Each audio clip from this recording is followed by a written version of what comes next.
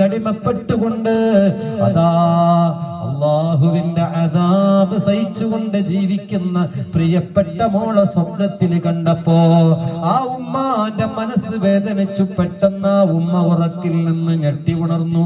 അതിരാവിലെ തന്നെ സങ്കടത്തിന്റെ ഭാണ്ഡക്കെട്ടുകളുമായി മഹാനായ ഹസനുൽ ബസരിയുടെ അടുത്തേക്ക് ചെന്നിട്ട് പൊട്ടിക്കരഞ്ഞ് നിലവിളിച്ചിട്ട് പറഞ്ഞു, ബഹുമാന്യരേ, കാണാൻ മനസ്സിൽ വല്ലാത്ത ആഗ്രഹം, കണ്ടപ്പോ എനിക്ക് കാണേണ്ടിയിരുന്നില്ല എന്ന് തോന്നിപ്പോയി. ബഹുമാനപ്പെട്ട ഹസനുൽ ബസരി, എന്റെ മോള് അദാബിലാണ്, പരീക്ഷണത്തിലാണ്, വല്ലാത്ത ബേജാറിലാണ്. പൊട്ടിക്കരഞ്ഞു ഉമ്മ.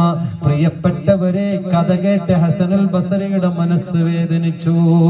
അന്ന് അർദ്ധരാത്രിക്ക് ഹസനുൽ ബസരി ഉറങ്ങിക്കിടക്കുമ്പോൾ അതാ സ്വപ്നത്തിനാ മരണപ്പെട്ട മകളെ ദർശിക്കുന്നു. എങ്ങനെയാ?